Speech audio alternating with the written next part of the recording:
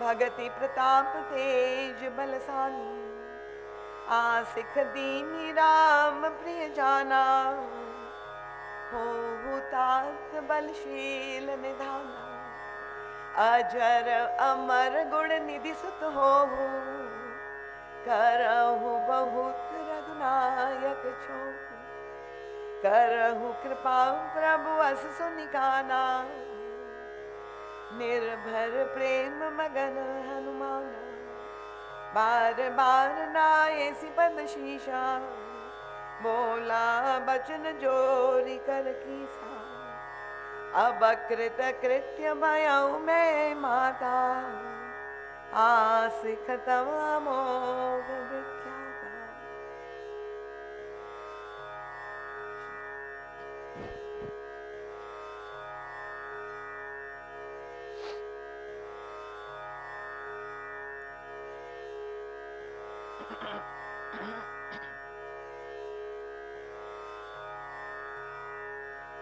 प्रभु की मंगलमयी दिव्य नाम स्मरण के साथ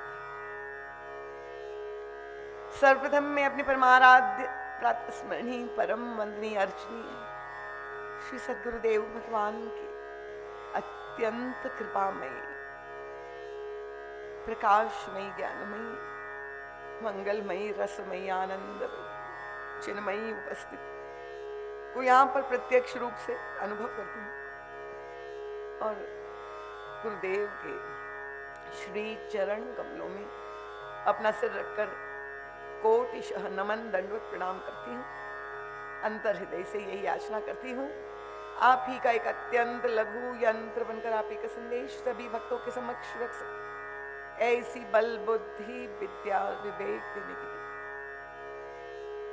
गुरु चरणों से कोटिशः मंगलाशीष हृदयाशीष प्राप्त करके इस सप्त दिवसीय ज्ञान यज्ञ में की चतुर्थ संध्या में समुपस्थित सभी रामानुरागी कथा रसिक श्रद्धालु जिज्ञासु प्रबुद्ध एवं सुधी साधक वृंद वंदनी मातृशक्ति सभी पदाधिकारी वृंद आयोजक समिति के विशिष्ट विभूतियां जो यहाँ पर समुपस्थित है, सुदूर से पधारे हुए आगंतुक अतिथि वृंद, सबका मैं हृदय से बहुत बहुत अभिवादन करती हूँ। दिशा चैनल के माध्यम से जो भी श्रोता इस ज्ञान यज्ञ का लाभ ले रहे हैं, उनका भी हृदय से अभिवादन करते हुए सबके चरणों में बार बार नमन वंदन और प्रणाम। पुनः आप सबको मैं बहुत बहुत साधुवाद और बधाई देना चाहूंगी, क्योंकि ये प्रभु की कृपा के रूप में ही इस शीतकाल की बाधा को मैं देखती हूँ। आप लोग फिर से उत्तीर्ण हो गए,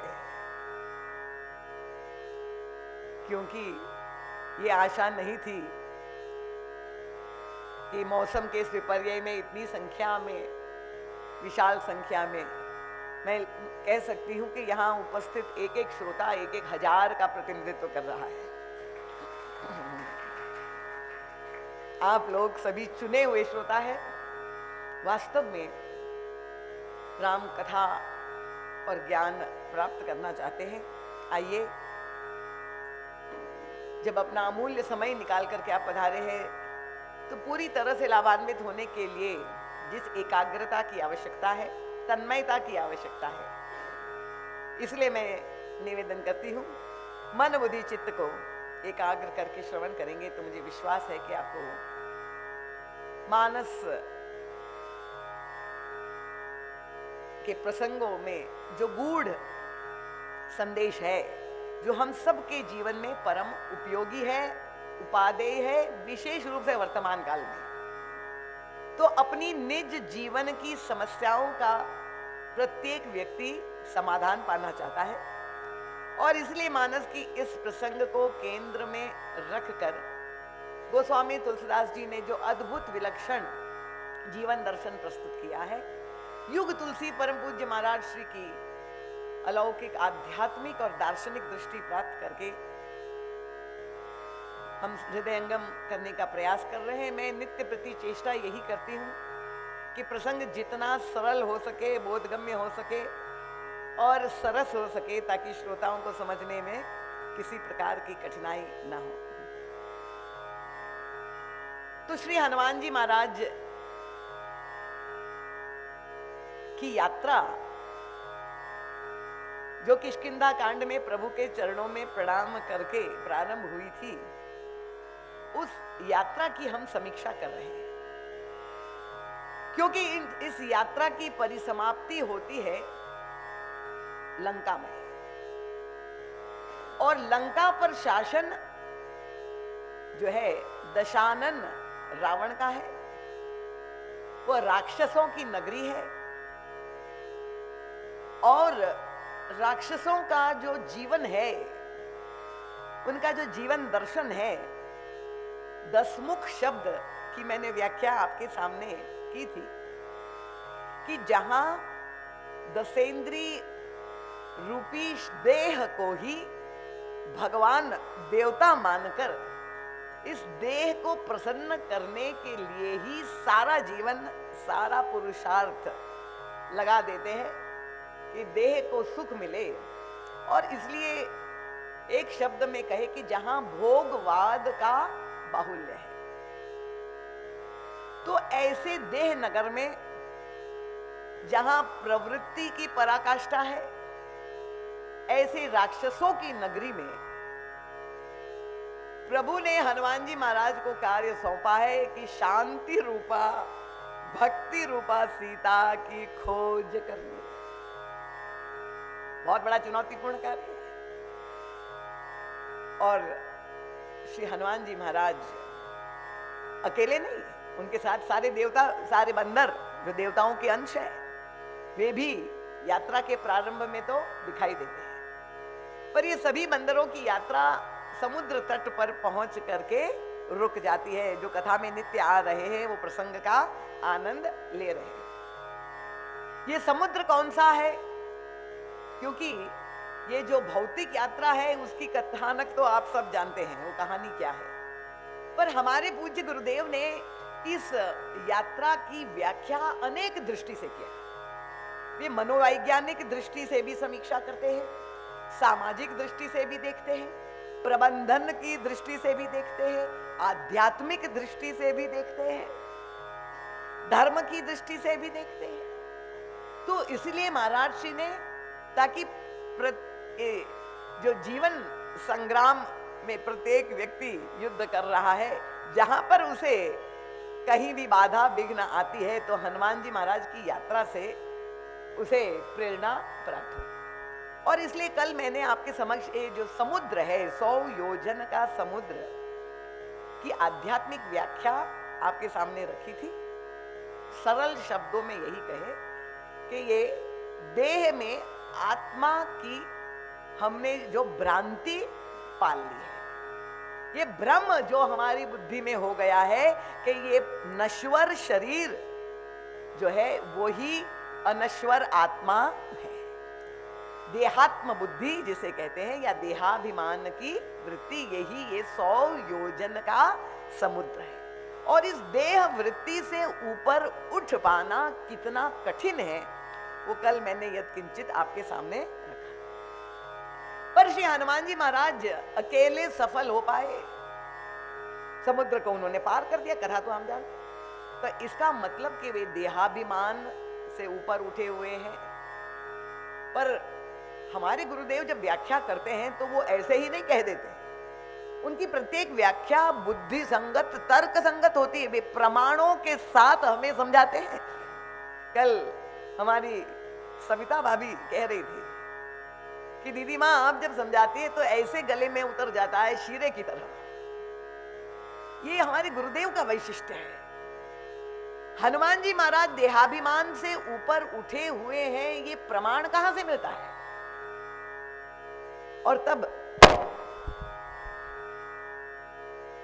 वो प्रसंग, वो दृश्य आपके सामने है कि सारे बंदर जब संपाति ने ये कहा कि जो ना गई सतजोजन सागर करई सो राम काज मति आगर, तो ये प्रश्न आया कि कैसे समुद्र पर को पार किया जाए, छलांग लगाई जाए, और सभी बंदरों ने अपनी असमर्थता व्यक्त की।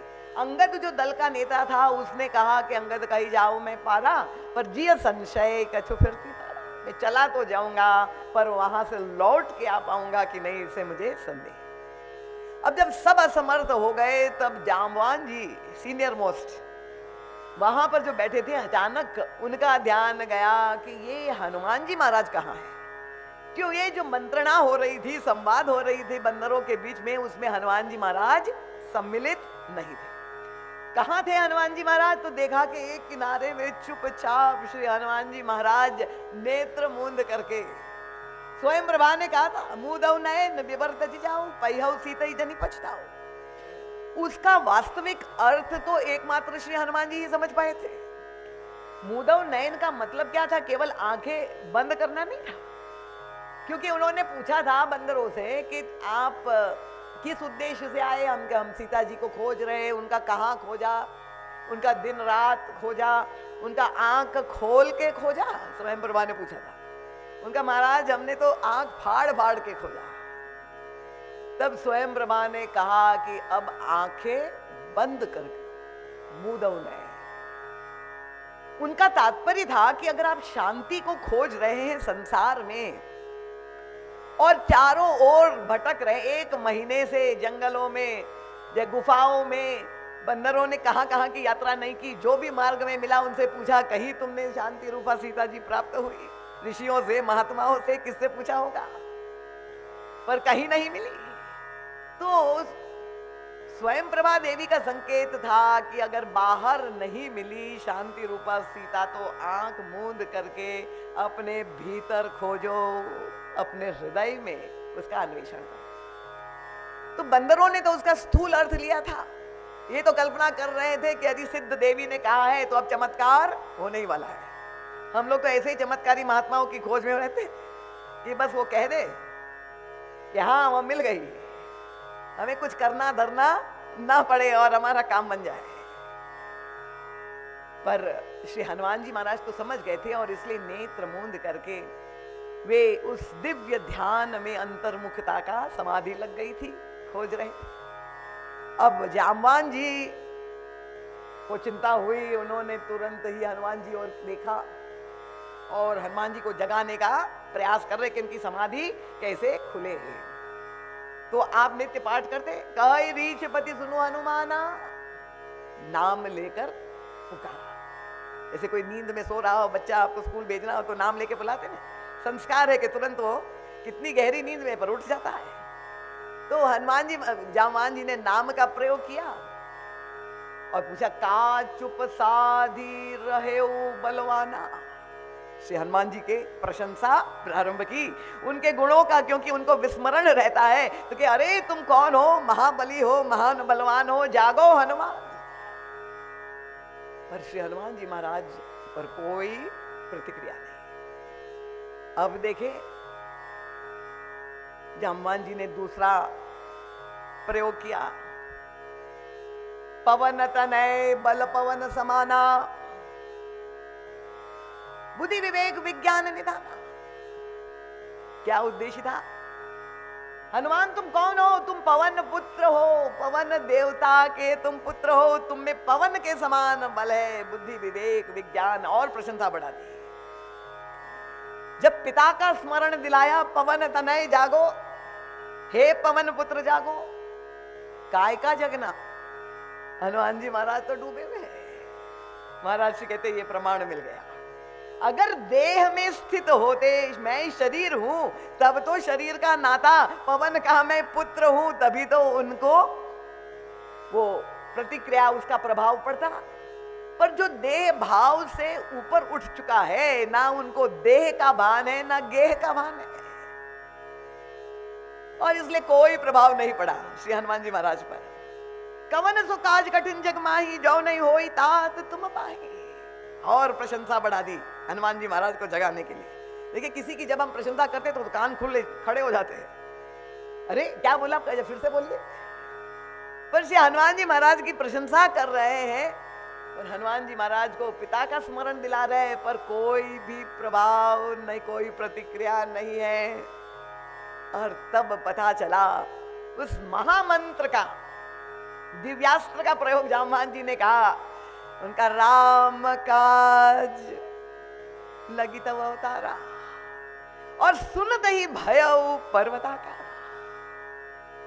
जैसे ही राम नाम कान में वो प्रतिध्वनि पड़ी प्रभु के मंगलमय नाम की, और श्री हनुमान जी महाराज जैसे चमत्कार हो गया।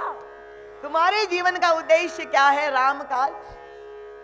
कथा के पहले दिन मैंने वो सुनाया था, हनुमान जी महाराज की जब दीक्षा हुई थी, भगवान श्री राम ने मंत्र दिया था, तो सेवा धर्म की दीक्षा हनुमान जी महाराज को दी थी। मैं सेवक सचराचर रूप स्वामी भगवन, सारे संसार में मुझको देखकर प्रत्येक जीव की तुम्हें सेवा करनी है।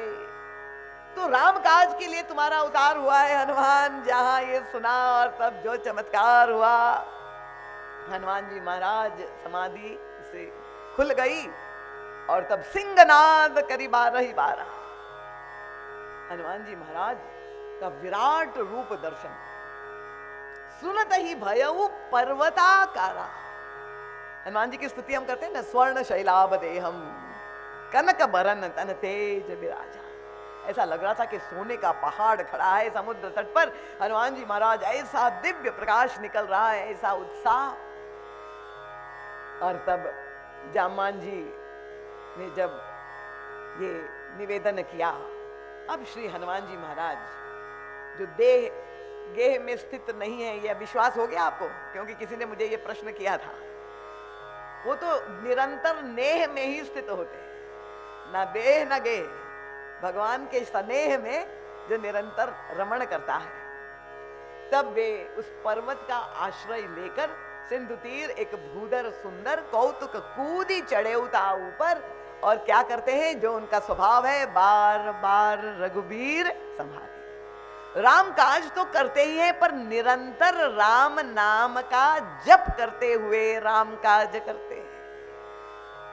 देखिए, ये श्री हनुमान जी महाराज के चरित्र को जो हम सुन रहे हैं, उसका उद्देश्य क्या है? हम लोग अपने आप को हनुमान जी महाराज के भक्त कहते हैं और चंदन भी माथे में लगाते हैं, हनुमान जी को चोला भी चढ़ाते हैं, पर उतना करना ही यथेष्ट है क्या? अगर हनुमान जी से कुछ गुण हम नहीं लेंगे। हमारी एक शिष्या ने हमें ये प्रश्न किया, दीदी माँ आपने मंत्र दीक्षा देकर कहा कि भाई रामायण पाठ करना है, जप करना है, पर हम क्या करें? हम परिवार में हैं, गृहस्थी में, और जहाँ संयुक्त परिवार है, सब कामकाज हमें करना पड़ता है, समय ही नहीं मिलता है, कैसे हम बैठ करके पूजा पाठ करें? तो मैंने कहा इसमें क्या कठिनाई है, उनका कैसे करें? मैंने कहा देखो, जो भी तुम काम काज करते हो, सुबह से उठ करके चाय बनाने से, बच्चों का नाश्ता बनाने से, घर में झाड़ू पोछा करने से, वो सब काम करो, कहीं से भी वो रुकावट नहीं है, पर कैसे करो? मैंने कहा अगर तुम कहोगे कि नहीं मैं अब तो पहले पूजा करूंगी मंदिर में फिर भोजन बनाऊंगी, तो शायद घर वाले नाराज हो जाए, ये बड़ी भक्तिन बन रही है। पर मैंने कहा युक्ति का प्रयोग करना है, क्योंकि संसार को, समाज को, घर वालों को तो तन चाहिए और हमारे प्रभु को तो मन चाहिए। तो कोई झगड़ा ही नहीं है, काम काज सब घर का करते रहो, पर निरंतर नाम स्मरण करते रहो। मन से तुम भगवान का भजन करो, राम नाम लेते हुए जब तुम काम करोगे तो डबल लाभ हो जाएगा। ये मत समझो कि मैं अपने पति के लिए भोजन बना, ये हमारे ठाकुर के लिए बना रहे हैं, हमारे प्रभु के लिए ये अर्पित कर रहे हैं, घर में सफाई कर रहे हैं, हमारे ठाकुर का ये वास है, हमारा घर पर ठाकुर जी चलेंगे, कोई गंदगी ना हो। इस भाव से श्री हनुमान जी महाराज निरंतर नाम स्मरण कर रहे हैं। बार बार रघुबीर संहारी, तरके पवन तनय बल भारी। और कैसे हनुमान जी महाराज अब छलांग मारी आकाशगामी हो गए, जैसे एक रॉकेट आकाश में सुपरसोनिक जा रहा हो। तो स्वामी जी ने कहा देखो जिमी अमोघ रघुपति करबाना, यही भांति चले हुए हनुमान। जैसे प्रभु के तरकश से बाण निकला हो और वो जो है निशाना लक्ष्य का संधान करने के लिए निकला हो। श्री हनुमान जी महाराज का वायुयान जहां गति पकड़ रहा है और तेजी से आगे बढ़ रहे हैं, तो अचानक क्या हुआ? एक, अब देहाभिमान के समुद्र से ऊपर उठे हुए, इसलिए आकाश मार्ग से जा रहे हैं, पर अचानक एक विशाल पर्वत आके हनुमान जी महाराज के मार्ग में खड़ा हो गया। जलनिधि रघुपति दूत विचारी, गोस्वामी जी ने इतना ही लिखा है, तय मैनाक हो ही श्रमहार। ये चौपाई आपको कंठस्थ की। कौन सामने आके खड़ा? ये मैनाक पर्वत की कथा रामायण में तो नहीं है, पुराणों में उसका वर्णन मिलता है। ये सोने का, स्वर्ण का पर्वत है और उसकी कथा आप जानते हैं कि नहीं? मैनाक की कथा नहीं जानते हैं? अच्छा, बताते हैं। ऐसी मान्यता थी कि पौराणिक काल में जब ब्रह्मा ने सृष्टि की रचना की तो पर्वतों के पंख होते थे और इसलिए पर्वत जो है जब उनका मन चाहे उड़ उड़ के अपना स्थान बदलते रहते थे। अब कहीं बस्ती गांव है और एक स्थान से पर्वत उड़ करके दूसरे स्थान पर जाके बैठ गया तो वो सारे लोग जो है वो दब करके नष्ट हो जाते थे। तो लोगों ने जाके शिकायत की ब्रह्मा जी को कि ये पर्वत इस तरह से हानि पहुंचा रहा है जनजीवन को। ब्रह्मा जी ने आदेश दिया इंद्र देवता के सारे पर्वतों के पंख काट दो, और इसलिए इंद्र देवता ने सारे पंख जो है जितने पर्वत थे सबके पंख काट दिए। उस दिन से पर्वत अचल हो गए, तब तक वो चलायमान थे। पर ये जो मैनाक पर्वत था, सोने का पर्वत था, जब इंद्र पंख काटने के लिए उनके पीछे भागा तो मैनाक इतनी तेजी से उड़ा कि उस समय वायु देवता भी वहां थे और वायु देवता ने उनकी सहायता करी। किस तरह से? आप जब अगर दौड़ रहे हैं और अगर पवन पीछे से बह रहा हो तो आपको दौड़ने में और सहारा होगा, अगर विपरीत दिशा से हवा चल रही हो तो आपके लिए बाधा होगी। तो वायु देवता ने जैसा कोई पीछे से ढकेल रहा हो, मैनाक को मदद करी तो वो और तेजी से उड़ा और जा करके समुद्र में छिप गया, बच गया, उसके पंख नहीं कटे।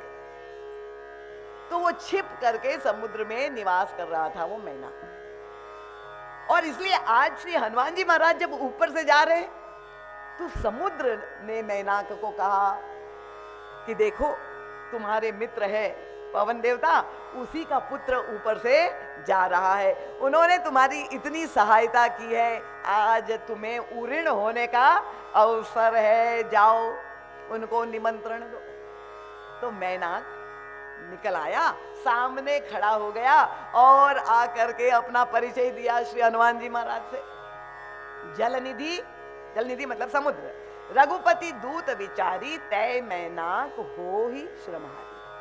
मैनाक ने कहा कि हनुमान, मैं तुम्हारा चाचा लगता हूं, तुम जो है मेरे मित्र के पुत्र हो, पवन देवता ने मेरी सहायता की है और इतनी लंबी यात्रा करके तुम आए हुए इतने थके हुए हो, 1 महीने से दिन रात एक दिन भी एक पल के लिए भी आंखें बंद की विश्राम नहीं किया और आगे भी यात्रा इतनी लंबी है, तो इतना श्रम तुम्हें हुआ है, थकान, और मैं ज्यादा नहीं, मैं यही चाहता हूं 1 रात आकर के तुम मेरे यहाँ विश्राम करो, अच्छी तरह से भोजन पानी खा करके पी करके 1 रात आराम से सो लो और उसके बाद कल सुबह पुनः तुम यात्रा प्रारंभ कर देना, मैं तुम्हें नहीं रोकूंगा। ये स्नेह भरा निमंत्रण मैनाक के द्वारा श्री हनुमान जी महाराज को दिया जाए। समझ में आ रहा है सबको? अब युग तुलसी परम पूज्य महाराज श्री इस प्रसंग को अपने जीवन से जोड़ करके हमें समझाते हैं। महाराज श्री कहते हैं, प्रत्येक साधक जो उच्चतम लक्ष्य लेकर जीवन में चल रहा है, जो भक्ति देवी को पाना चाहता है, जो शांति रूपा सीता को पाना चाहता है, प्रवृत्ति मार्ग में चलकर शांति पाना चाहता है, ऐसे प्रत्येक साधक के जीवन में ये मैनाक अवश्य आता है। और ये मैनाक कौन है? अब वो तो यही कहता है, संबंध कहता है, मैं तुम्हारे पिता का मित्र, तुम्हारा चाचा लगता हूं। कोई शत्रु पक्ष से तो आया नहीं है, कोई रावण के द्वारा भेजा हुआ नहीं है। विरोधी भाव से नहीं। नहीं तो व्यवहार में जब कोई व्यक्ति तेजी से प्रगति करता है तो कुछ लोग ऐसे विघ्न संतोषी होते हैं कि अगर ये व्यक्ति आगे बढ़ रहा है, ऊंचाइयों को पहुंच रहा है, तो चाहे वो संबंधी भी हो पर वो बाधा पहुंचाए। पर ये तो प्रेम भरा निमंत्रण संबंध का आधार लेकर के आया है। महाराज श्री कहते हैं ये साधक को अत्यंत सावधान होने की बात है, क्योंकि ये मैनाक कौन है, उनका साधन पथ पे ये सबसे पहला विघ्न है, सबसे पहली बाधा है। और जो भक्ति पाना चाहता है उनके इस मार्ग में शत्रु तो बाद में बाधक बनते हैं, प्रिय जन पहले बाधक बनते, अवरोधक बनते हैं। मीराबाई के भजन हम लोग गाते हैं बड़े प्रेम से, पर क्या उनका जीवन निष्कंटक था? कितनी व्याकुलता से उन्होंने वो पद लिखा हो, घर के स्वजन हमारे जेते सबनी उपाधि बढ़ाई। मेरे प्रियजन, सगे संबंध सब ने मेरे जीवन में इतना उत्पात मचा दिया है। क्यों? क्योंकि उनका मन तो रत हो गया था सांवरिया से। साधु संग अरु हरि भजन में देत कलेश सदाई। क्या करे? महाराज श्री कहते ये साधक के जीवन की पहली बाधा है। अगर हनुमान जी के स्थान पे हम लोग होते, कृपया एक बार अपने आप को देख ले, क्योंकि हमें तो अपने वर्तमान जीवन में ये सोने का पर्वत, ऐसा चाचा अगर किसी का हो, इतना धनवान चाचा जिसके इतने गोल्ड रिजर्व हो, सोने के पहाड़ जिनके पास हो, ऐसे चाचा जी आकर के कह दे बेटा भतीजा आजा एक रात विश्राम कर ले, हम लोग तो कूद ही पड़ेंगे। भोजन का ही निमंत्रण दे दे, विश्राम की बात तो छोड़ो, बस कहीं से ना हो तो भी दूर से भी हो, वो कोई रिश्ता खोज लेंगे, हमारे गांव के ये से मतलब ये हमारे चाचा जी लगते हैं। श्री हनुमान जी महाराज ने उस निमंत्रण को अस्वीकार कर दिया। क्यों अस्वीकार कर दिया? ये सीखना समझना बहुत जरूरी है, क्योंकि मानस की चौपाई तो इतनी है। विश्राम का निमंत्रण मैनाक दे रहा है। हनुमान जी ने क्या किया? हनुमान तेहि परसा कर्पुनि कीन प्रणाम, राम काज कीने बिना मोहि कहां विश्राम। ये हनुमान जी महाराज से अगर हम प्रेरणा नहीं प्राप्त करेंगे, क्योंकि कोई साधारण बाधा नहीं है ये, सोने का पहाड़ आपके सामने आके खड़ा हो जाए। देखिए आज हमारे राष्ट्र की स्थिति क्या है, जहां भ्रष्टाचार की पराकाष्ठा है, और पहाड़ की तो बात ही जाने दीजिए, सोने की बिस्किट क्या है, सोने की गिन्नी ही कोई दे दे। चाहे सरकारी ऑफिस में या कहीं भी काम करना है, टेबल के नीचे से स्वर्ण क्या है? प्रलोभन का प्रतीक है। और गोस्वामी तुलसीदास जी ने मानस में कहा है कि ये मानव मन किस धातु से बना है? उनका त्रिधातु से बना है, काम, क्रोध और लोभ। और इसलिए 3 प्रकार की ईर्ष्णाएं प्रत्येक व्यक्ति के हृदय में विद्यमान रहती है। सुत, वित्त, लोक, ईर्ष्णा, 3 ही। समझ में आ रहा है? सुत मतलब पुत्रैषणा, वित्त मतलब अर्थ पाने की इच्छा, धन पाने की इच्छा, वित्तैषणा, और तीसरी ईर्ष्णा जो आती है वो है लोकैषणा।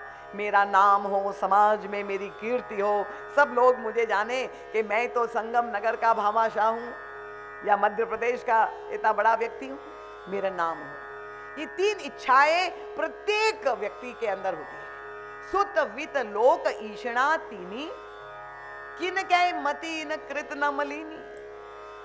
ये ईर्ष्णाएं तो होती है, पर बहुधा देखा यही जाता है कि बड़े से बड़ा व्यक्ति का भी अंतःकरण इन ईर्ष्णाओं के कारण मलिन हो जाता है। तो क्या इसका मतलब कि हमारे जीवन में पैसे की आवश्यकता नहीं है, अर्थ नहीं चाहिए क्या?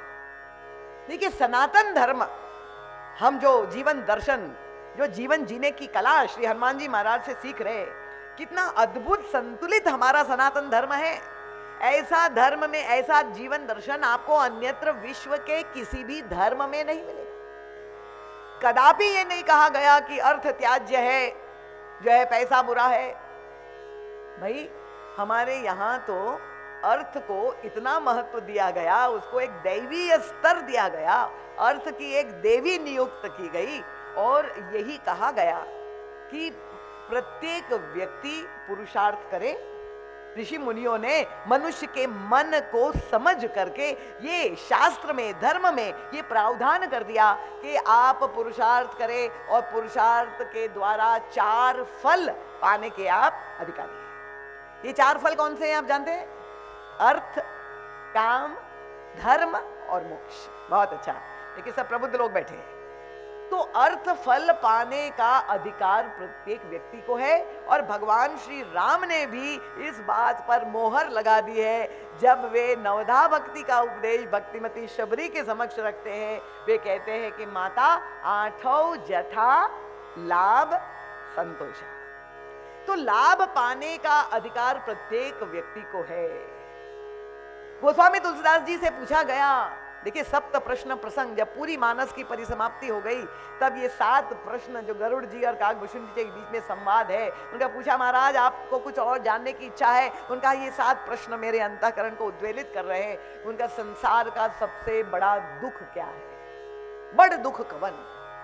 जिसके उत्तर में काकभूषुंड जी महाराज ने कहा, नहीं दरिद्र सम दुख जगमाए। अभाव, जहां भोजन का पेट भरने के लिए ये शीतकाल है, वस्त्र ढकने के लिए या माथे पर छत व्यक्ति के पास ना हो, इससे बड़ा दुख और क्या हो सकता है? देखिए वर्तमान काल में हमारी सरकार, माननीय प्रधानमंत्री जी कितनी व्यवस्था कर रहे हैं, कितनी योजनाएं हैं कि प्रत्येक व्यक्ति को रोटी, कपड़ा, मकान मिल जाए ताकि ये जो भौतिक अभाव है वो किसी को त्रस्त न करे।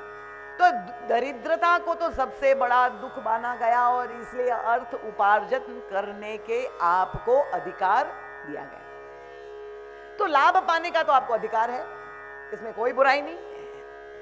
पर निंदनीय क्या है? इनका समस्या ये होती है कि जब व्यक्ति को लाभ होने लगता है तो अर्थ जब वो संग्रहित करता है, अर्थ आपके पास आए तो आदमी को सुख क्या मिलता है? ये पहला फल है। इस फल का सुख क्या है? देखिए पैसा अगर आपके पास आए तो क्या आपको भूख लगे तो आप पैसा चबा करके अपनी भूख मिटा सकते हैं? नहीं। तो अर्थ के द्वारा आप सुख की सामग्री क्रय कर सकते हैं। इसलिए अर्थ में जो सुख है वो संग्रह का सुख है। व्यक्ति अधिक से अधिक मात्रा में अर्थ एकत्रित करना चाहता है ताकि मुझे अधिक से अधिक सुख की सामग्री, और विशेष रूप से आज का युग अर्थ प्रधान युग है। समझना कठिन नहीं है, क्योंकि जहां हम सुख विषयों में पा रहे हैं, मटीरियल वर्ल्ड, इसलिए कहते हैं ना कि ये भौतिकवाद बढ़ गया है क्योंकि भौतिक वस्तुओं से हम सुख पाना चाहते हैं। अर्थ के द्वारा हम ये वस्तुओं क्रय करके, और हमें लगता है कि अधिक मात्रा में होगी तो हमें इसमें विश्राम मिलेगा। तो लाभ पाने में तो कोई बुराई नहीं है, पर वो जो विभाजक रेखा है, व्यक्ति कब उसका उल्लंघन कर देता है ये पता नहीं चलता। इतनी सूक्ष्म रेखा है कि वो लाभ जो है वो लोभ में बदल जाता है। समझ में आ रहा है सबको? कान खोल के सुन रहे हैं ना? क्योंकि ये राष्ट्रीय समस्या ही नहीं है, अंतरराष्ट्रीय समस्या है और प्रत्येक व्यक्ति के जीवन की समस्या है। बड़े से बड़े उद्योगपति हो, बड़ी बड़ी बैंकें भी हो, पर ऐसा दिखाई देता है कि जहां बेईमानी है, जहां कर्मचारी ईमानदार नहीं है, तो पता चलता है कि वो सारा, चाहे फैक्ट्री हो चाहे धंधा हो, वो जो है सब नष्ट हो जाता है। क्यों? क्योंकि ये जो अर्थ उपार्जित करने में लाभ के बाद संतोष आए तब तक तो कोई समस्या नहीं, पर लाभ लोभ में जब बदल जाए, हमारे गुरुदेव बहुत सुंदर ढंग से समझाते हैं। लाभ और लोभ का अंतर आपको मालूम है कि नहीं? लाभ शब्द और लोभ शब्द, आप लोग सभी साक्षर है, ये दोनों ही शब्द में अक्षर कौन से हैं? कौन से अक्षर है? ल और भ। बहुत अच्छा, चैतन्य श्रोता है, मुझे बिल्कुल ऐसे ही चाहिए ताकि मैं प्रश्न पूछूं उसका जवाब दे। ल, लाभ और लोभ दोनों में ल और भ है। सबको स्वीकार है, सर्वसहमति हो गई। अंतर कहां पर पड़ा? मात्रा का अंतर बहुत सुंदर। देखिए इंदौर वाले तो पहले से ही जानते हैं मात्रा का मतलब क्या है। ये तो द्वयार्थिक है। मात्रा एक तो ये है कि शब्द को जब लिखना है तो अक्षर और मात्रा मिला करके शब्द बनता है। तो लाभ को लिखना है तो जब हम मात्रा जोड़ना शुरू करेंगे, मात्राएं कौन सी है? अ, आ, ई, उ, ए, ऐ, ओ, अह, इसको मात्रा कहते हैं। जब लाभ लिखना है तो ल के साथ आ की मात्रा लगाएंगे तो लाभ बन जाएगा। पर जब लोभ लिखना है तो और मात्रा बढ़ती जाए, आ, ई, उ, ए, ऐ, ओ, जब हम पहुंचे तो लाभ लोभ में परिवर्तित। और ये लोभ की वृत्ति जब आ जाती है तो लाभ की तो प्रशंसा है पर लोभ की निंदा है। भगवान श्री राम ने यही कहा है, तात तीन अति प्रबल खल काम क्रोध अरुलोभ मुनि विज्ञान। मुनियों को भी बख्शा नहीं है। मुनि विज्ञान धाम मह करई निमिष मह क्षोभ। वो स्वामी तुलसीदास जी ने तो मानस रोग के रूप में लोभ की व्याख्या की है। काम वात कफ लोभ अपारा। ये अपारा मात्रा असंख्य अनंत है। ये लोभ जो है वो जब व्यक्ति के अंतःकरण में आ जाता है वहीं पर समस्या सामने आ जाती है। और तब वो सोने के पहाड़ का निमंत्रण जहां व्यक्ति स्वीकार कर लेता है। ये क्रम है महाराज जी कहते हैं। वो स्वामी तुलसीदास जी ने जो प्रस्तुत किया है कि पहले इस यात्रा में सोने का मृग आता है, उसके बाद सोने का पहाड़ आता है और उसके आगे बढ़ो तो सोने का नगर आता है। इसलिए मैं आप लोगों से कह रही बड़ी ध्यान से, ये निमंत्रण जो धनवान चाचा दे रहे हैं, विश्राम करने के लिए दे रहे, हनुमान जी महाराज ने हमें क्या सिखाया। क्योंकि अर्थ पाने में कोई बुराई नहीं है। हमारे यहाँ तो एक दिन निश्चित है जब हम लक्ष्मी पूजा, पूरे भारतवर्ष में, भारतीय विश्व में जहाँ हो, सब मिल करके लक्ष्मी पूजा करते, धन की देवी की हम आराधना करते कि वो प्रसन्न हो और हमारे घर में ऐश्वर्य आए। पर आप महाराज श्री बहुत सुंदर समझाते, अर्थ तो प्राप्त हो गया पर बहुधा समाज में देख रहे कि कितना अर्थ के कारण अनर्थ हो रहा है कि नहीं? सब सहमत है? ये अर्थ अनर्थकारी है पर त्याग भी नहीं कर सकते क्योंकि अर्थ के बिना चल भी नहीं सकता। और दूसरी ओर वो हम जहां चाहते हैं कि शांति मिले, विश्राम मिले, तो वहीं झगड़ा झंझट वहीं पे प्रारंभ हो जाती है। अनर्थकारी है ये अर्थ। ये क्यों होता है और उसका क्या उपाय है? तो महाराज से जैसे तत्वज्ञ चिंतक हमें वह युक्ति देते हैं। महाराज जी कहते हैं कि अर्थ प्रदान करने के लिए वाली दो देवियां हैं हमारे यहाँ। दो देवियां जब प्रसन्न होती है तो हमें अर्थ प्रदान करती है। वो दो देवी कौन है?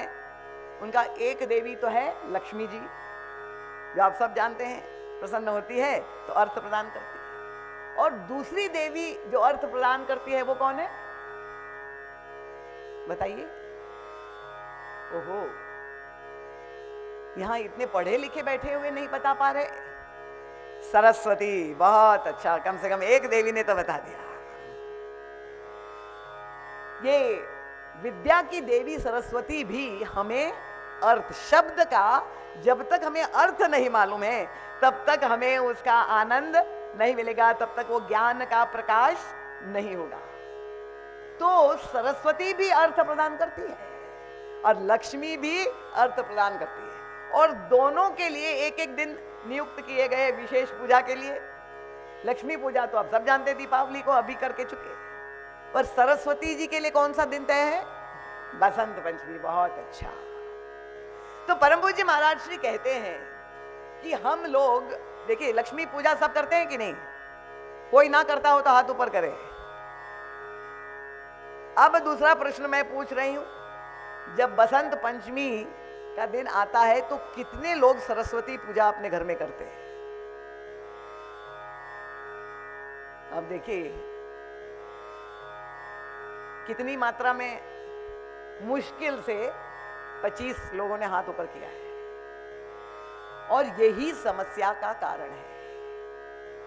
महाराज श्री कहते हैं कि अगर हम बसंत पंचमी को जिस तरह से घर घर में लक्ष्मी पूजा होती है, वैसे बसंत पंचमी को घर घर में सरस्वती पूजा होगी, तो सरस्वती के द्वारा प्रदत्त अर्थ जब हमें प्राप्त हो जाएगा, तो लक्ष्मी द्वारा प्रदत्त अर्थ कभी भी अनर्थकारी नहीं हो सकता, क्योंकि ये जो अर्थ सरस्वती जी हमें देती है, वो जो हमें ज्ञान देती है, उसके बाद जब हमारे जीवन में विवेक उदित होता है और तब जब हमारे जीवन में धन संपत्ति आती है, तो हम उसका दुरुपयोग नहीं कर सकते। और इसलिए सरस्वती की पूजा लक्ष्मी पूजा से कम महत्वपूर्ण नहीं है। अगर आप चाहते हैं, अर्थ में तो वह शक्ति है, ये अर्थ आपको परमार्थ की प्राप्ति करा सकता है, पर अगर अर्थ अनर्थकारी बन रहा है, तो आप समझ लीजिए कि लक्ष्मी जी जो है वो आपके घर में आई तो है, पर वो जो दीपावली के समय आप लिखते हैं शुभ लाभ, लिखते हैं कि नहीं? शुभ लाभ का मतलब ये हुआ कि अशुभ लाभ भी होता है, और जब लाभ अशुभ होगा तो फिर घर में अनर्थ उत्पन्न कर देगा। और इसलिए श्री हनुमान जी महाराज अत्यंत सावधान है। हमारे जीवन में अर्थ की अपेक्षा है, पर अर्थ किस मार्ग से आना चाहिए। अगर लाभ प्राप्त कर रहे हैं, उसके बाद जीवन में संतोष आ जाता है, तो ये आपकी भक्ति बन जाएगी। और नहीं तो बड़े बड़े मुनियों के जीवन में विकृति आती है। श्रीमद् भागवत की कथा आप लोग सुनते रहते हैं। श्रीमद् भागवत में वर्णन आता है महाराज बलि का। बलि ने एक महान यज्ञ किया, और यज्ञ में वे दान करने के लिए बैठ गए, और जब दान करने के लिए बैठ गए तो उस यज्ञ मंडप में किसका आगमन हुआ? भगवान वामन का। बहुत अच्छा, कथा आप जानते हैं, इसे बताने की जरूरत नहीं। अब भगवान वामन जब आए याचना करने के लिए, मांगने के लिए, कमंडल ले करके बौने रूप में, और बलि के सामने खड़े हो गए, और बलि ने कहा मैं महाबली, जो मांगना है मांगो। बलि के लिए कुछ भी आदेश नहीं है। भगवान वामन को हंसी आ गई। उन्होंने कहा कि मुझे तो 3 पग भूमि चाहिए। बड़ी विचित्र मांग, इतना बौना, चरण कितने छोटे होंगे, और वो भी 3 पग। तो बलि जो अपना दातापन का अहंकार में चूर था, पहचान तो पाया नहीं। देखिए, भगवान सामने आके खड़े हो गए, पर जीव पहचान नहीं पा रहा। इसलिए तो गुरु का महत्व है। गुरु गोविंद खड़े काके लागो पाए, बलिहारी गुरु आपने जिन गोविंद दियो लख। गुरु की दृष्टि चाहिए। यहां तक तो शुक्राचार्य वहीं बाजू में बैठे थे। शुक्राचार्य ने पहचान लिया। उन्होंने देखा बड़ी अद्भुत मांग है ये बौने की।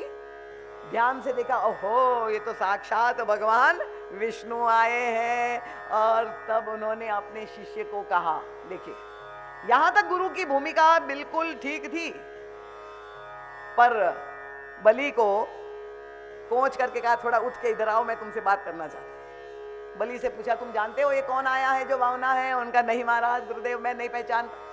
उनका साक्षात विष्णु आए। धन्य हो गया बलि, जय हो गुरुदेव, चरणों में गिर पड़ा, आपने दर्शन करवा दिए, मेरी आंखों में तो दृष्टि नहीं। दूसरा प्रश्न शुक्राचार्य ने पूछा कि जानते हो क्यों आए? तुम्हारी सारी संपत्ति हड़पने के लिए आए, और इसलिए चल करके कह दो मैं नहीं दान दूंगा। देखिए, यहीं पे गुरु अधूरा सिद्ध हो गया। बड़े बड़े मुनि, यही भगवान श्री राम कहते, तात 3 अति प्रबल खल काम क्रोध अरु लोभ मुनि विज्ञान धाम मह करई निमिषम। शुक्राचार्य तो दैत्य गुरु है, इतने बड़े विद्वान हैं, पर उनको चिंता हो गई कि अगर मेरे शिष्य की सारी संपत्ति चली जाएगी तो मेरी सेवा। देखिए, गुरु का कार्य तो यह है कि भगवान आए, सर्वसमर्थ है, शिष्य को यह शिक्षा दे कि समर्पित हो जाओ, सब कुछ शरणागत हो जाओ। त्वदीयम वस्तु गोविंद तुभ्यमेव समर्पय। यही तो कहते हैं, जय जगदीश हरे, क्या लागे मेरा तेरा तुझको अर्पण। ये गाते हैं हम लोग, पर वास्तव में अर्पण कर पाते हैं क्या? ये जो लोभ की वृत्ति है, एक डिब्बा प्रसाद लड्डू का ले जाके पंडित जी को मंदिर में दे दे, महाराज भोग लगा दीजिए, अब प्रभु को दे दिया ना, और यही गाया, तेरा तुझको अर्पण क्या लागे मेरा। और मान लो ठाकुर जी ने पंडित जी के माथे में ऐसी वृत्ति पैदा कर दी, उसने कहा सब रख लो, तो दूसरी बार प्रसाद लेके जाओगे?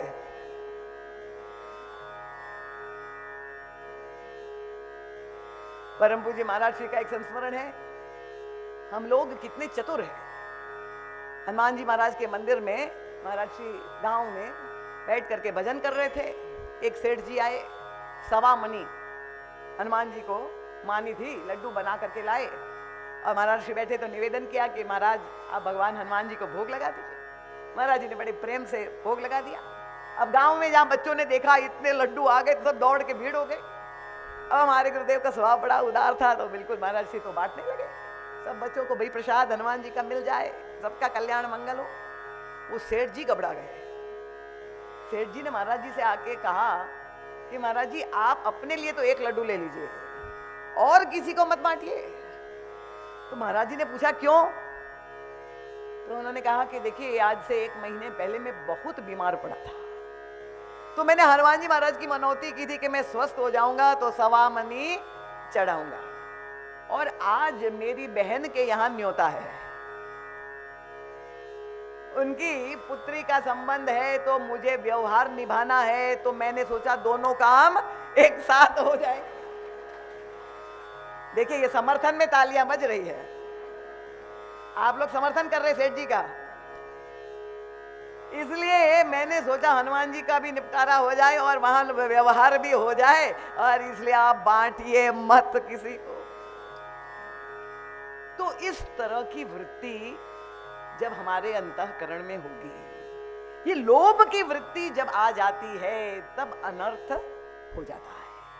इसलिए हिरण्याक्ष की जो कथा आती है, पृथ्वी को कितना लोभ, हिरण्याक्ष लोभ का प्रतीक है। रामायण में सहस्त्रार्जुन की कथा आती है, कितना लोभ का अतिरेक था कि सहस्त्रार्जुन की हजारों भुजाओं को, कथा तो आप जानते ही है, अपने पास इतना समय नहीं है, कि अंत में परशुराम जी महाराज ने अपने फरसे से उनकी भुजाओं को काटा है। तो लोभ जब बढ़ जाता है, अगर हमें लगे कि हमारे अंतःकरण में लोभ बढ़ गया है, इसका मतलब लोभ क्या है? उनका मन में, शरीर में जिस तरह से कफ बढ़ जाता है, मन में जब लोभ बढ़ जाता है, तो जब कफ बढ़ जाता है तो क्या होता है? छाती जकड़ जाती है, कफ भर गया। वैसे लोभातिरेक में व्यक्ति की बुद्धि भी संकीर्ण जड़ हो जाती है, वो जकड़ लेता है, व्यक्ति लेना चाहता है, देना बैंक बंद हो जाता है, क्योंकि हमें तो संग्रह करना है, हमें और मिले और मिले, हम कैसे बड़े हो। वो कविता बहुत सुंदर दास जी ने सिखाई, लिखी है, आपने सुनी है कि नहीं कभी सत्संग में? सुंदर दास जी एक कवि थे, और उसने देखा कि कैसे व्यक्ति की प्रवृत्ति बदल रही है, क्योंकि लाभ पाना तो चाहते हैं हम लोग सब, इसलिए इतनी मनौती भी करते हैं। हनुमान जी महाराज के हम जाके मांगते हैं, महाराज हमें लाभ हो जाए, धंधा में फायदा हो जाए। पर समस्या कहाँ आती है? उनका 10, 20, 50 मिले। हनुमान जी ने कृपा की, 10 पहले दिन 10 रुपया कमाया, फिर दूसरे दिन गए, रोज प्रणाम कर रहे हैं, माथे पे चंदन लगा रहे हैं, उनका दूसरे दिन 20 रुपया मिल गया। फिर धन्यवाद के गए हनुमान जी का, 50 रुपये का लाभ हो गया। अब लाभ होना शुरू हो गया। 10, 20, 50 मिले, सत होई हजारन लाख मगेगी। अब लाखोपति हो गए, लाभ बढ़ता गया। आप कहेंगे बड़ी कृपा है हनुमान जी महाराज की, इतना लाभ हो रहा है, लाखोपति हो गए। धीरे से जाके कवि दे संत सुंदरदास जी ने पूछा, महाराज अब आप संतुष्ट हैं? 10 से शुरू किया था, लाखोपति हो गए। उनका नहीं, क्या चाहते हो? उनका कोटि, मैं करोड़पति बनना चाहता हूं। अच्छा दे दिया, लो करोड़ रुपया तुम्हें दे दिया। फिर पूछा संतुष्ट है? उनका नहीं, क्या चाहते हो? कोटि अरब्य, अरबपति बन गए। अब संतुष्ट है कि नहीं? खरब्य, कोटि अरब्य, खरब्य, असंख्य पृथ्वीपति होने की चाह जगेगी। देखिए कैसे लाभ लोभ में परिणत हो रहा है। 10, 20, 50 मिले, सत होई हजारन लाख मंगेगी, कोटि अरब्य, खरब्य, असंख्य पृथ्वीपति होने की चाह। भाई पृथ्वीपति हो गए, पूरे संसार में सबसे नंबर 1 हो गए, इतना धन हो गया, संतुष्ट हो? धीरे से पूछा, उसने कहा नहीं, अब क्या चाहते हो? उनका स्वर्ग पाताल को राज मिले। मैं तो इंद्र बनना चाहता हूं। अब मृत्यु लोक नहीं, स्वर्ग लोक का अधिपति बन जाओ, स्वर्ग पाताल को राज मिले। तुहु तृष्णा अति आग लगेगी। कवि सुंदरदास जी ने कहा, ये है लोभ का स्वभाव, ज्यों ज्यों बढ़ता जा रहा है और की मांग बढ़ती जाएगी, और वो ऐसी आग लगेगी, ये तृष्णा और भूख ऐसी भड़केगी कि स्वर्ग पाताल को राज मिले। तुहु तृष्णा अति आग लगेगी। अरे सुंदर, एक संतोष बिना सठ तेरी तो भूख कभी ना मिटेगी। ताली बड़ी कमजोर है। ये जो स्वभाव है, हनुमान जी महाराज के सामने सोने का पहाड़ आके निमंत्रण दे रहा है विश्राम करने का। हमें हनुमान जी महाराज से क्या सीखना चाहिए? हनुमान जी ने निमंत्रण स्वीकार नहीं किया।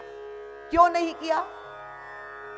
अब हम लोग तो नहीं जान सकते, पर हमारे गुरुदेव तो सबसे बात कर लेते थे। महाराज जी पहुंच गए हनुमान जी महाराज से के पास और उनसे पूछा कि भी धन की हम सबको आवश्यकता है, देवियां तो खास। एक व्रत ना किया करवा चौथ को और पति ने गिफ्ट में सोने का हार नहीं लाया है। सोने के आभूषण का तो इतना आकर्षण है, अंगूठी ही मिल जाए सोने की। और इसीलिए तो बेचारे पतियों को सारा भ्रष्टाचार करना पड़ता है। ये आप लोगों की मांग और प्रताड़ना, पड़ोसन के पास इतना बड़ा कंगन है, मेरे पास नहीं, खाक तुम कमा रहे हो। बेचारा उसके ऊपर कितना स्ट्रेस दबाव बनता है कि जहां कोई 500 का गांधी जी बड़े या छोटे लेके आते हैं तो वही अनुचित मानते हुए भी ले लेता है कि घर जाके गुड़िया को सजाना है। तो ये माताएं विशेष रूप से हनुमान जी महाराज से जो शिक्षा दी है, सुंदरकांड का पाठ हम कर रहे हैं, पर हमारी चरित्र का निर्माण हो रहा है कि नहीं? हमारे व्यक्तित्व का निर्माण हो रहा है नहीं? जब तक हमारे चरित्र का निर्माण नहीं होगा तब तक राष्ट्र का निर्माण हो ही नहीं सकता। और इसलिए प्रत्येक व्यक्ति को अपने जीवन से शुरू करना है। भ्रष्टाचार पर नियंत्रण करने के लिए कानून कितने बना दे, नोटबंदी कितनी कर दे, क्या भ्रष्टाचार समाप्त हो गया? और बढ़ गया। क्यों? क्योंकि ऊपर से लादा हुआ अनुशासन काम नहीं करेगा।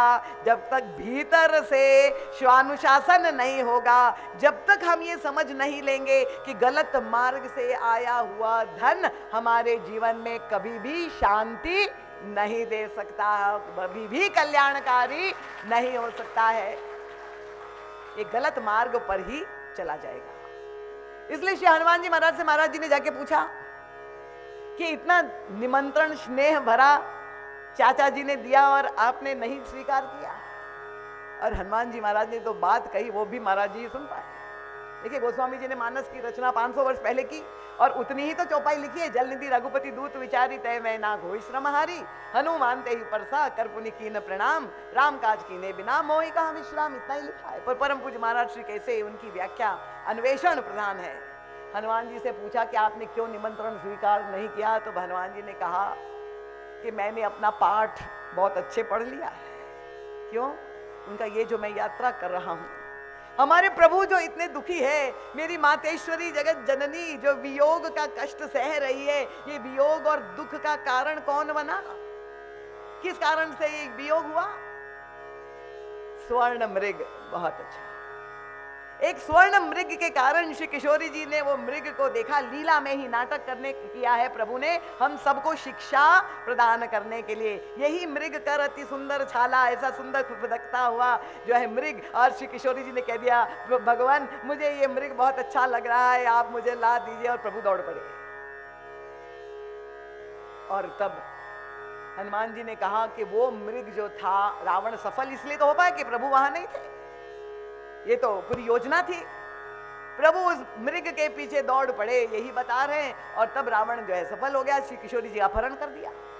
हनुमान जी ने कहा कि वो स्वर्ण मृग दुख का कारण बना, और वो मृग तो नकली स्वर्ण था, ये तो असली स्वर्ण का पहाड़ है, उसको तो दूर से ही प्रणाम है। उपदेश सुंदरकांड लेकर के हमें ये सीखना है। हनुमान जी बता रहे ये पहाड़ स्वर्ण का हमें विश्राम नहीं दे सकता है, तो दुख का कारण है। और महाराज श्री कहते अगर हनुमान जी महाराज वहीं अटक जाते, एक बार सोच लीजिए कि कोई बात नहीं, हम लोग तो यही सोचते हैं भाई इतना काम किया है, अगर जरा भी आलस्य प्रमाद तमोगुण हनुमान जी महाराज में होता तो सोच लेते एक रात सो ले और कल अच्छी गहरी नींद के बाद नई स्फूर्ति लेके फिर यात्रा होगी। पर श्री हनुमान जी महाराज ने वो निमंत्रण नहीं स्वीकार किया। हनुमान जी महाराज अगर वहां रुक गए होते, महाराज श्री कहते हैं स्वर्ण के पहाड़ पर अगर वे रुक गए होते तो क्या स्वर्ण के नगर में शांति रूपा सीता को प्राप्त कर सकते थे? उनकी यात्रा तो वही रुक जाती। तो जिस साधक को उच्चतम लक्ष्य प्राप्त करना जीवन में, अगर आप चाहते हैं भक्ति देवी की कृपा, आप चाहते कृतकृत्यता मिले, अगर आप चाहते हैं शांति आपके जीवन में उसका समावेश हो, तो आपको हनुमान जी से ये पाठ पढ़ना चाहिए कि आप हमारी ये जो कुमति है, जो लोभमयी वृत्ति है, वो कुमति निवार सुमति के संगी, आप हमें सुमति दीजिए, हमें लाभ के बाद संतोष आए। ये लोभ की वृत्ति से हमारा मन जकड़ नहीं जाए। इसलिए गोस्वामी जी कहते हैं कि लोभ की वृत्ति का काट मानस रोग जब विश्लेषण करते हैं तो मानस चिकित्सा भी करते हैं। अगर आपको लगे कि लोभ बहुत बढ़ गया है तो उसकी दवाई क्या है? उनका दान ही उसकी दवाई है। क्योंकि आसक्ति हो गई ना, जब आपको किसी को दे नहीं सकते हैं, आसक्ति है। और आसक्ति शब्द ही बता रहे जो कभी भी आ सकती है, आसक्ति हो गई, अब छूट नहीं रहा है। वही अक्सर बहुएं कहती सास इतनी बूढ़ी हो गई पर चाबी छूट नहीं रही है, आसक्ति है। तो अगर आप थोड़ा ढीला कर दे और छोड़ना सीख दे, गोस्वामी जी कहने कलयुग में तो विशेष रूप से उनका प्रगट चार पग धर्म के कली मह एक प्रधान, एन केन विधि दीने दान करे कल्याण। कैसे भी कलयुग में आप दान करिए, दान के द्वारा आपके धन की शुद्धि होती है। जैसे आपके तन की शुद्धि होती है स्नान के द्वारा, वैसे ये मन की शुद्धि होती है दान के द्वारा। कलयुग में विशेष महत्व। तो अर्थ जीवन में उपार्जित करना आवश्यक है और अर्थ के द्वारा विश्राम मिलता है। अगर आपको अभी भी भ्रम हो तो आपको ही अपने बेडरूम का एक दृश्य दिखा दे। आपने इतना धन एकत्रित कर दिया है, आपकी 7 स्टार फैसिलिटी वाला आपने ऐसा बंगला बना लिया, सोने का पलंग है आपके पास, एयर कंडीशन लगा, मखमली गद्दे लगे हुए, सारी अनुकूलता है, दिन भर आप दिन रात मेहनत करके पैसा अर्जित कर रहे हैं और इतना धन एकत्रित कर दिया आपके पास, स्वर्ण के पलंग पर आप सो रहे हैं। और जब आप दिन भर कार्य करने के बाद रात को सोना तो जाते हैं, नींद जाते हैं कि नहीं? शरीर थका हुआ है और अक्सर यही होता है कि जहां व्यक्ति पलंग में बेडरूम में प्रवेश करे, सोने का प्रयास कर रहा है, और होता क्या है? कितनी अनुभव की बात, नींद नहीं आती, रात भर आंख फाड़ फाड़ के देखते रहते हैं। अनिद्रा का रोग आज के इस भौतिक युग में, अर्थ प्रधान युग में इतनी बड़ी समस्या बन चुका है समाज की कि नींद ही नहीं आती। और इसलिए संपन्न लोगों के घर में बाजू में बेड साइड में टेबल पर एक गोली, एक शीशी छोटी सी जरूर होती है, तब खोल करके एक गोली जब तक मुंह में नहीं डालेंगे, वेलियम नहीं खा लिया, तब तक नींद नहीं आएगी। अब आप सोच लीजिए, जिसके लिए आपने इतना पुरुषार्थ किया विश्राम पाने के लिए और सारे सुख के संसाधन एकत्रित कर दिए, पर निद्रा चली गई, शांति कहां मिलेगी? क्योंकि जब नींद नहीं आएगी तो दूसरे दिन क्या आप कार्य कर पाएंगे? इसलिए तो समाज में पागलपन बढ़ रहा है, फ्रस्ट्रेशन बढ़ रहा है, तमाम मानसिक रोग बढ़ रहे हैं, क्योंकि व्यक्ति के जीवन में शांति दुर्लभ होती जा रही। शांति रूपा सीता का अपहरण हो चुका है रावण के द्वारा। और तब आपने गोली खाई, ठीक है, अब शरीर हावी हो गया, थोड़ी देर के लिए आंख बंद हो गई, चाहे 2-4 घंटे के लिए, पर फिर भी एक कुश्ती शुरू हो गई। अब वो पति पत्नी वाली नहीं, कहां कुश्ती शुरू हो गई? तन में और मन में। तन कह रहा मैं थका हुआ हूं और तन तो सो गया, लेटा है व्यक्ति।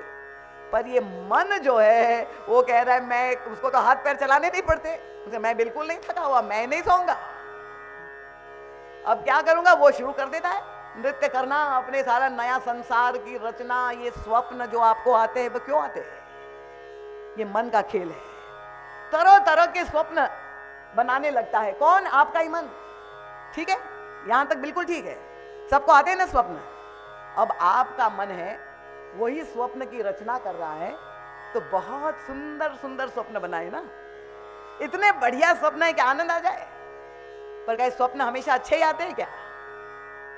कितने डरावने आते हैं, कितने भयानक आते हैं, कुछ तो रोने लगते हैं, चिल्लाने लगते हैं स्वप्न में, इतने घबरा जाते हैं, ऐसे घबरा, इतने दुखी हो जाते हैं। अब किसने दुख दिया? पड़ोसी ने, सास ने, पति ने? नहीं। अगर और कोई हो तो हम तुरंत दोष लगाए, पर आप ही का मन स्वप्न बना रहा है और आप ही को दुखी कर रहा है। अब विश्राम कहां मिलेगा, आप बताइए? और इसलिए संतों ने कहा विश्रामम स्थानम एकम कविवर वचसाम जीवनम सज्जनानाम। विश्राम अगर पाना चाहते हैं, हनुमान जी महाराज ने कहा राम काज कीने बिना मोही कहां विश्राम। क्या तात्पर्य है? विश्राम तो प्रत्येक व्यक्ति पाना चाहता है, और प्रभु ने अवतार ही इसलिए लिया, अखिल लोक दायक विश्राम। और ये रामचरितमानस की कथा जो हम कर रहे हैं, पाठ जो कर रहे हैं, उसका भी उद्देश्य वही है जो भगवान राम का है, क्योंकि प्रभु का दिव्य विग्रह है। ये रामचरितमानस ब्रह्मद्रव है, कोई ग्रंथ नहीं है। वो स्वामी जी ने कहा उसमें जो क्षमता है उनका रामचरितमानस यही नामा सुनत श्रवण पाय विश्राम।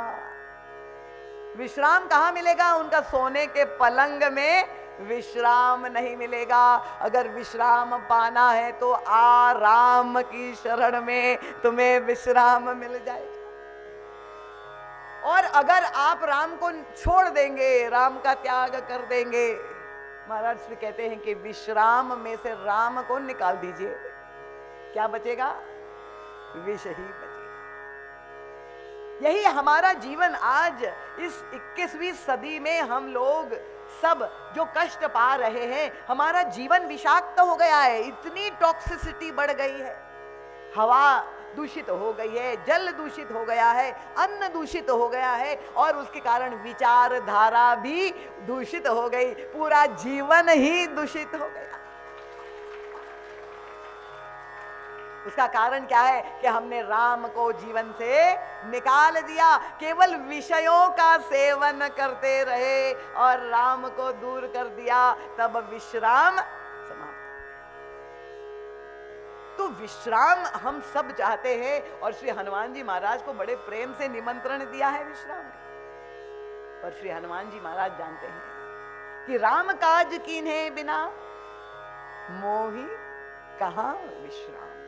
तो हम और आप जब हनुमान जी महाराज के अपने आप को हम भक्त बताते हैं, अगर हमारे अंदर लोभ की वृत्ति है, तो कल मैंने आपसे कहा ना कि भाई विषयाकार हमारा मन है, विषय छूट नहीं रहे, तो संत गोस्वामी तुलसीदास जी ने मार्ग निकाला, प्रभु से कहा कि प्रभु मेरा मन तो विषय का प्यासा है।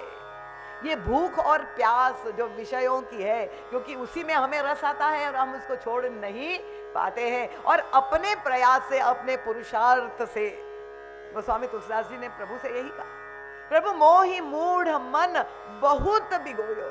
प्रभु ये मेरा मन जो लोभी है, कामी है, क्रोधी है, उसने मुझे इतना दुख दिया है, ऐसा कोई शत्रु ने भी नहीं दिया। क्यों? उनका या के लिए सुनहु करुणा निधि, मैं जग जनमी जनमी दुख रोयो।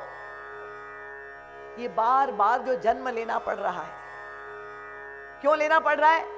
क्योंकि वासनाएं अधूरी रह गई, और अंतिम समय जब चला चली की बेला हुई और जाने का समय आया, और वो वासनाएं जब सामने आती है, ये वो संकल्प लेके राम नाम नहीं निकला। और अगर आपने अपने बालकों को संस्कार नहीं दिए हैं, तो कोई, देखिए कोरोना काल में हम सब लोगों ने देख लिया कितनी बड़ी विभीषिका समाज में थी कि ना व्यक्ति को तुलसी दल मिला, ना गंगा जल मिला, और ना 4 व्यक्ति का कंधा मिला। सारी धन दौलत धरी की, सोने के पहाड़ आपके पास हो वो भी रखे रह गए। ये इतनी बड़ी हम सबको शिक्षा कोरोना देवता ने दी कि अगर आपने अपने बालकों को रामचरितमानस नहीं पढ़ाया है, नहीं सिखाया है, तो वही होगा कि जब आपका अंतिम समय आएगा तो उस समय वो राम नाम संकीर्तन नहीं करेंगे, बल्कि पूछ देंगे कि माँ चाबी कहाँ है, पिताजी किस किस को धन उधार दिया है, नाम बता दीजिए, किससे उधारी लेनी है। तो आपकी वृत्ति वही विषयाकार होगी और उसी के कारण फिर से आपको जन्म लेना पड़ेगा। पुनरपि जन्मम पुनरपि मरणम पुनरपि जननी जठरे शयनम। बार बार जन्म मृत्यु के चक्र में फंस करके, और तब भगवान शंकराचार्य ने वो पद लिखा कि हे मूर्ख मानव, तू अपने मन को समझा, भज गोविंदम गोविंदम भज मूढ़मते। भगवान का भजन, ये राम नाम लेना बहुत आवश्यक है। तो गोस्वामी तुलसीदास जी यही प्रभु से निवेदन करते हैं कि प्रभु मेरे मन में काम क्रोध लोभ भरा हुआ है, मैं उसे मुक्त नहीं हो पा रहा हूं। फिर क्या उपाय है? प्रभु से कहते कि प्रभु आप इतने बड़े कलाकार हैं कि आप तो हर वस्तु का सदुपयोग कर लेते, तो वो कामी जैसी वृत्ति जो मेरे हृदय में है प्रभु, आप ही कृपा करके जो संसार की दिशा में जुड़ी हुई है उसको अपनी दिशा में मोड़ दीजिए। और जो लोभ की वृत्ति है, लोभी को यही ना, जो 10 20 50 और अरब्य खरब्य और चाहिए, वो लोभ की वृत्ति है। तो अगर हम उसको मिटा नहीं सकते हैं, उसका सदुपयोग करने की कला हमें रामचरितमानस सिखाता है। कामी जैसी वृत्ति है उसे भी द्वारा आप धन्यता प्राप्त कर लीजिए, और लोभी जैसी वृत्ति है उसके द्वारा भी आप धन्य हो जाइए। उनका भक्त लोग बहुत लोभी होते हैं, बड़े स्वार्थी होते हैं। अरे ये निंदा है कि प्रशंसा है? स्वार्थी किसी को कहते तो उसकी निंदा करे, बड़ा स्वार्थी है, परहित सरिस धर्म नहीं भाई। पर गोस्वामी तुलसीदास जी तो नई परिभाषा प्रस्तुत करते, वो कहते असली स्वार्थी तो भक्त ही होता है। और स्वार्थ की व्याख्या क्या है? वो कहते स्वार्थ साच जीव कर एहू, मन क्रम वचन राम पद नेहू। सच्चा स्वार्थ हमारा यही है कि मन वचन कर्म से हमें भगवान श्री सीताराम जी के चरणों में प्रेम हो जाए। अगर ये स्वार्थ हमारे में हो, अगर ये लोभ प्रभु के चरणों का हो जाए, प्रभु की भजन का हो जाए, भगवान की भक्ति करने का ये लोभ हमारे अंदर बढ़ता जाए, जितना भी किया है। यहाँ तो व्यक्ति कहता है माँ दीदी माँ मैं तो रोज इतना गायत्री मंत्र करता, मैंने इतने पाठ किए हैं, मैंने इतने कार्तिक स्नान किए। हम लोग तो अपने आप को समझते कि हमसे बड़ा कोई धर्मात्मा ही नहीं, गिनाने लगते इतनी एकादशी की। इसका मतलब कि हमें तो बहुत अब लगता है कि हमने बहुत कुछ कर दिया। पर जो भक्त होगा, भरत जी महाराज, लक्ष्मण जी महाराज, श्री हनुमान जी महाराज, उनके चरित्र में आप जा करके देखिए। भरत जी महाराज तो कहते हैं ना मुझे अर्थ चाहिए, ना काम चाहिए, ना लोभ चाहिए, ना धर्म चाहिए, ना मोक्ष चाहिए। हनुमान जी महाराज कहते हैं ना मुझे अर्थ चाहिए, ना काम चाहिए, ना धर्म चाहिए, ना मोक्ष चाहिए। भगवान ने कहा चला साकेत धाम, उनका मैं नहीं जाऊंगा। क्या चाहिए तुम्हें? उन्हें मुझे तो राम कथा चाहिए, मुझे अर्थ धर्म काम मोक्ष नहीं। तो लोभ हो तो किसका होना चाहिए? गोस्वामी तुलसीदास जी भरत जी की वंदना बाल कांड में जब करते हैं, बंदव प्रथम भरत के चरणा, जासु नेम व्रत जाय न बरना, उनका राम चरण पंकज मन जासु, लुबुध मधुप इव तजई न पास। भरत जी महाराज का मन क्या है, उनकी तुलना करते हैं भंवरे से। भंवरा आपको मालूम है रसिक गीता के लिए प्रसिद्ध है, कहीं सुंदर पुष्प सुगंधित हो तो भंवरा वही चला जाता है, रसिक गीता है उसकी। उनका ये भरत जी महाराज का मन तो भंवरा है। कौन सा पुष्प मिल गया? उनका राम का चरण कमल का पुष्प मिल गया। पर सांसारिक भंवरा तो ऐसा होता है कि एक पुष्प पर बैठा, उसमें से शहद पिया, फिर दूसरे पुष्प पे गया, ऐसे उड़ता रहता है, अलग अलग पुष्पों से वो मकरंद निकालता रहता है। पर अगर किसी भंवरे को ऐसा पुष्प मिल जाए जहां असीम मकरंद भरा हुआ हो तो फिर वो उड़ के कहीं और जाएगा। उनका भरत जी महाराज का मन क्या है, उनकी भावना को दृष्टिगत रखते हुए गोस्वामी तुलसीदास जी ने भरत जी महाराज को लोभी भंवरा की उपमा दी है। लुबुध मधुप इव तजई न पास। एक क्षण के लिए भी उनका मन प्रभु के श्री चरणों से हटता नहीं है। तो अगर लोभ की वृत्ति है उसकी सार्थकता यही है कि हमारी भक्ति निरंतर नित नूतन कैसी बढ़े, हमारा भजन और किसी बढ़े। कोई ऐसा मुझे शिष्य नहीं मिलता जो कहता है दीदी माँ आपने कहा था 8 माला कर ली, अब बताइए और क्या करना, अब कितनी बनना है, और साधना हम कैसे करें, धन कैसे और मिल जाए, विषय वृत्ति कैसे बढ़ जाए, उसके लिए हम लोग सब जिज्ञासा रखते हैं। पर भगवान का भजन और कैसे मिले, जब ये वृत्ति हमारे अंदर आ जाए तो समझ लेना चाहिए कि ये लोभ की वृत्ति सार्थक हो गई। तो इस कथा का उद्देश्य यही है, जब हम सुंदर कांड का पाठ करें नित्य प्रति, ये हनुमान जी महाराज का चंदन बंदन माथे पे लगाए तो उनसे ये प्रार्थना करें कि हे महाराज आप हमें वो शक्ति दो, वो नैतिक बल दो, वो आत्म बल दो कि जब हमारे सामने प्रलोभन आए, 500 की या 2000 की गड्डी आए या सोने की बिस्किट आ जाए, तो हम उस प्रलोभन के सामने ना झुके और हम अपने उद्देश्य को प्राप्त कर सकें। तो चंदन लगाने का उद्देश्य है कि हमारे व्यक्तित्व का निर्माण हो, हमारे चरित्र का निर्माण हो, तभी तो हमारा उत्कर्ष होगा, तभी तो हम संसारी व्यक्ति से साधक कहलाएंगे। तो भजन की भूख बढ़े, ना कि स्वर्ण की भूख बढ़े। हनुमान जी महाराज ने इसलिए स्वर्ण की नगरी में, तो 400 कोस सोने की नगरी है, अगर उनकी महत्व बुद्धि स्वर्ण के प्रति होती तो हनुमान जी महाराज वहां पहुंचने के बाद सोचते कि इतना सोना, पूरा राष्ट्र का सोना, चलो उठा लो, अरे रावण का वध कर देंगे हमारे प्रभु और सारा सोना उठा करके भारत में पहुंचा देंगे तो भारत का गोल्ड रिजर्व इतना बढ़ जाएगा। पर हनुमान जी महाराज ने वो सारे स्वर्ण की मंदिरों को देखने के बाद खोजा और अंदर बाहर खोजा, सब कुछ खोजने के बाद क्या किया, उस सोने की लंका को आग लगा दिया, पूरी लंका को जला दिया। क्या तात्पर्य है? हनुमान जी महाराज बता रहे हैं आप कितना भी स्वर्ण एकत्रित करें, इसकी अंतिम परिणति यही होने वाली है, वो सब नष्ट ही होने वाला है, ये शाश्वत नहीं है।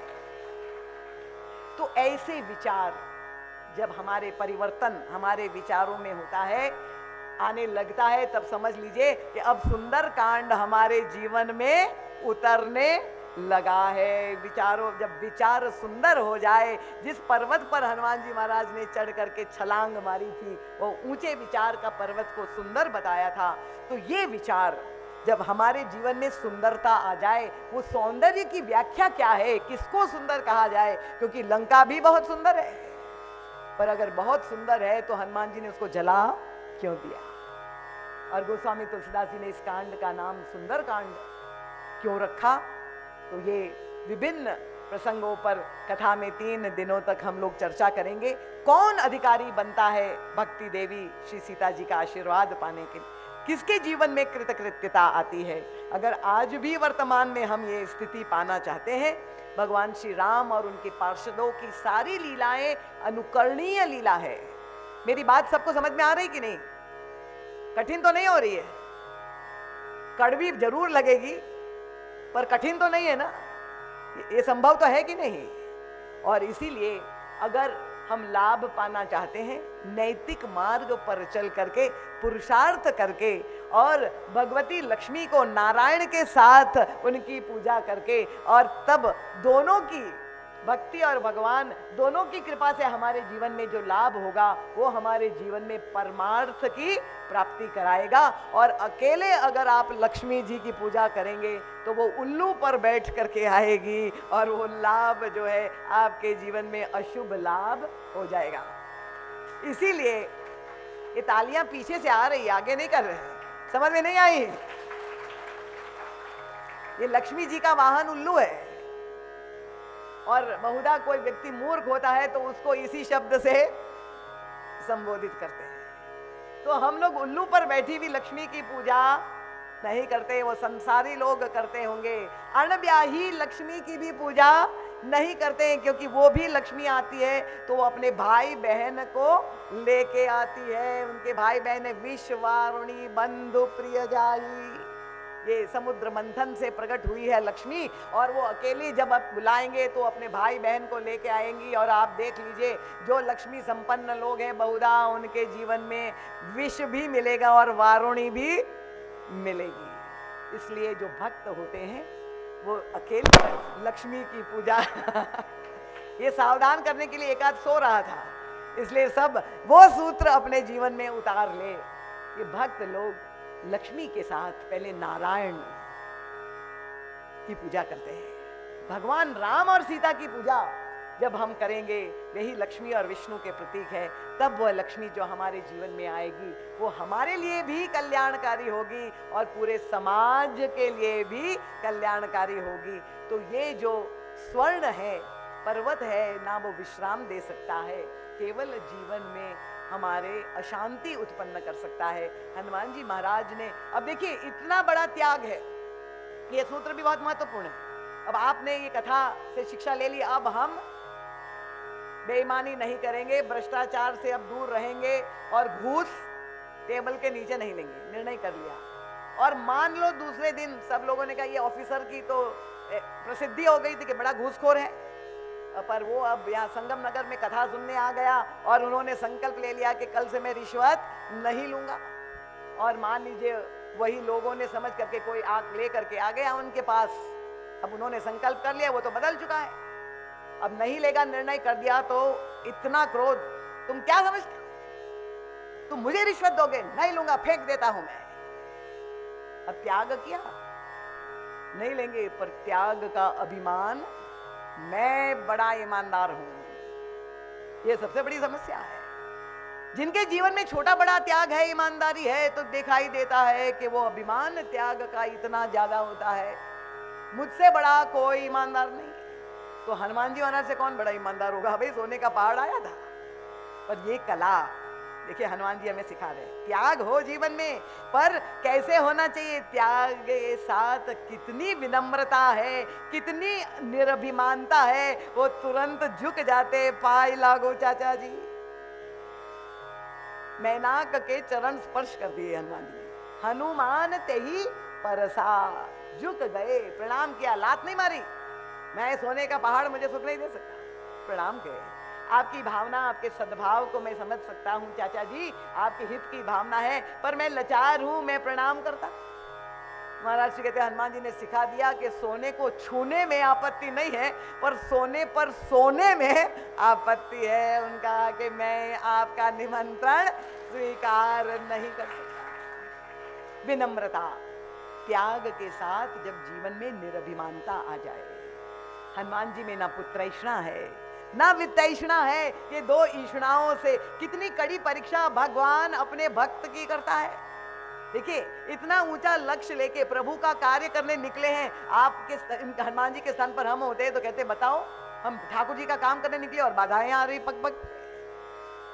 पर हनुमान जी की प्रभु परीक्षा ले रहे हैं और हनुमान जी एक एक बाधा जो उनके मार्ग में आ रही है, उन सारी बाधाओं को कैसे पार करते हुए आगे जा रहे, यही बता रहे कि जीवन में सफलता पाना है, कितनी विघ्न बाधाएं आ जाए।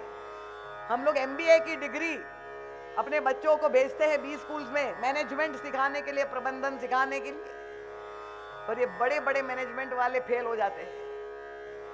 जब असली समस्या आती है तो प्रबंधन काम नहीं करता, क्योंकि ये MBA की डिग्री में, वो स्कूल के कॉलेज के सिलेबस में ये तो चरित्र निर्माण सिखाया नहीं जाता है। आत्म प्रबंधन तो केवल रामचरितमानस में सिखाया जाता है। और इसलिए श्री हनुमान जी महाराज का चरित्र हमारे लिए आदर्श है, सार्वकालिक है, कलयुग के प्रत्यक्ष देवता है, अजर अमर देवता है। और सबसे बड़ी बात है कि वे दासानुदास है, भगवान के समस्त दासों के सेवा करने के लिए तत्पर बैठे हुए हैं। इसलिए अगर हमें जो कामना हो श्री हनुमान जी महाराज के चरणों में निवेदित करें और धर्म मार्ग से हम अपनी कामनाओं को पूर्ण करें। अधर्म का मार्ग छोटा मार्ग है, जल्दी से लाभ हो जाएगा, पर वो लाभ अंत तो गत्वा हानिकारक हो जाएगा। हनुमान जी ने यही हम सबको शिक्षा दी। इन शब्दों के साथ आप सबके चरणों में बार बार नमन, वंदन और प्रणाम करती हूँ। इतनी विशाल संख्या में भक्तों की उपस्थिति हो गई, ये वास्तव में संगम नगर के श्रोताओं को बहुत बहुत बधाई है। और श्री हनुमान जी महाराज की कृपा आप सब पर हो और बढ़ती रहे, यही मंगल कामना मैं व्यक्त करती हूँ। रामायण जी की आरती होगी और प्रसाद लेके आप प्रस्थान करेंगे। कल यहाँ कथा ठीक समय से आप लोग उपस्थित होंगे। बोलिए सियावर रामचंद्र भगवान की। ये जयकार ऐसी होनी चाहिए कि लगे कि आप में स्फूर्ति आ गई है, कथा श्रवण करके आपके शक्ति एक बल आ गया है, ऐसी जयकार होनी चाहिए। बोलिए पवन सुत हनुमान की, श्री महाकाल महाराज की, बोलिए सत्य सनातन धर्म की। भारत